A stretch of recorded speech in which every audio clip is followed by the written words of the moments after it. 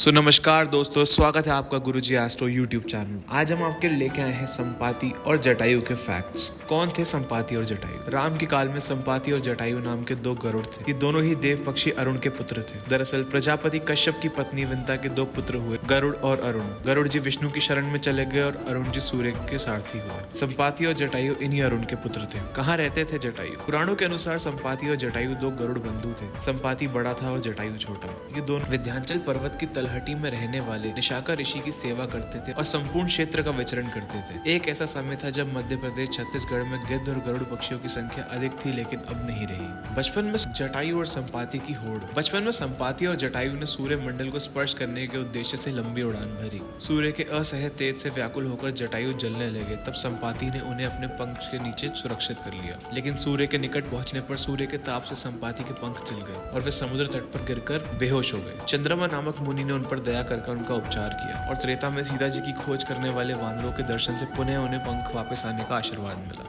हमारे अगले फैक्ट की तरफ चलते हैं। राजा दशरथ के मित्र थे जटायु। जब जटायु नासिक के पंचवटी में रहते थे, तब एक दिन आखेट के समय महाराज दशरथ से उनकी मुलाकात हुई और तभी वे और दशरथ जी मित्र बन गए। वनवास के समय भगवान श्री राम पंचवटी में पटकुंड बनाकर रहने लगे। तब पहली बार जटायु से उनका परिचय हुआ। अगले फैक्ट की तरफ चलते हैं। जटायु जी का बलिदान।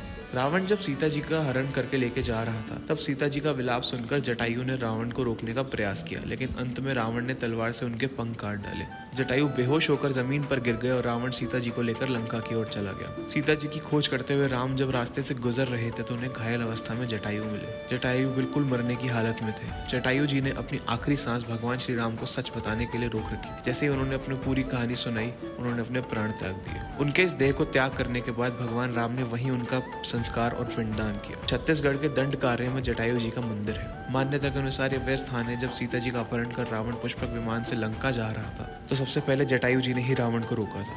राम की राह में जटायु पहले शहीद थे। स्थानीय मान्यता के मुताबिक दंड कार्य के आकाश में ही रावण और जटायु का युद्ध हुआ था और जटायु के कुछ अंग दंड करने में आगे रहते। जटायु की राम से पहली मुलाकात पंचवटी में हुई थी, लेकिन उनका मृत्यु दंड कार्य में हुई थी। हमारे अगले फैक्ट की तरफ चलते हैं। संपाति ने सैकड़ों किलोमीटर तक माता सीता को देख लिया था। जामवन जी, अंगद, हनुमान जी जब सीता माता को ढूंढने जा रहे थे, जब मार्ग में उन्हें बिना पंख विशालकाय पक्षी संपाति नजर आया जो उन्हें खाना चाहता था, लेकिन जामवन ने उस पक्षी को राम व्यथा सुनाई और अंगद आदि ने उनके भाई जटायु के मृत्यु के समाचार दिया। ये समाचार सुनकर संपाति दुखी हो गया। संपाति ने तब उन्हें बताया कि हाँ, मैंने रावण को सीता माता को ले जाते हुए देखा था। दरअसल जटायु के बाद रास्ते में संपाति के पुत्र सुरपाश ने सीता माता को देखा, किंतु रावण उसके सामने गिड़गिड़ाने लगा और इस तरह वहां से बचकर निकल आया। हुआ यूं था कि पंख जल जाने के कारण संपाति जी उड़ने में असमर्थ थे, इसलिए उनका पुत्र उनके लिए भोजन लेके आता था। एक शाम सुपात्र बिना भोजन लिए अपने पिताजी के पास पहुंचा, तो भूखे संपाति ने मांस न लाने के कारण पूछा, तो सुपार्श ने बताया कोई काला राक्षस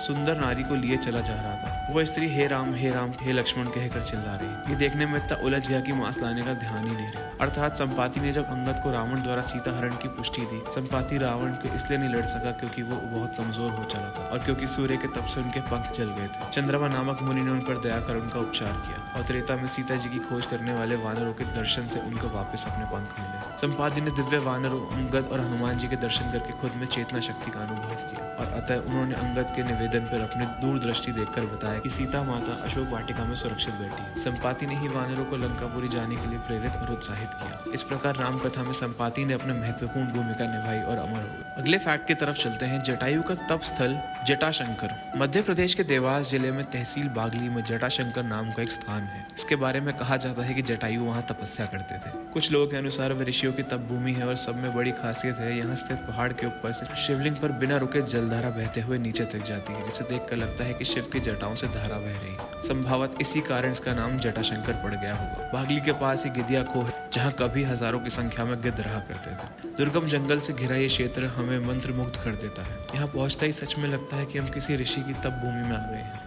जटायु जी के बाद यह स्थल काफी ऋषियों का तप स्थल रहता आ रहा है। बागली के बियाबन जंगल में इस स्थान को वैसे तो कम ही लोग आते जाते हैं, लेकिन यहाँ हर श्रावण मास में भजन, पूजन और भंडारे का आयोजन किया जाता है। तो दोस्तों, ये थे हमारे फैक्ट्स। उम्मीद करता हूँ आपको वीडियो पसंद आया होगा। अगर आपको वीडियो पसंद आया तो इस वीडियो को लाइक करना ना भूले, कमेंट सेक्शन में जय श्री राम लिखना ना भूले। मिलते हैं आपसे अगले वीडियो में, तब तक के लिए धन्यवाद।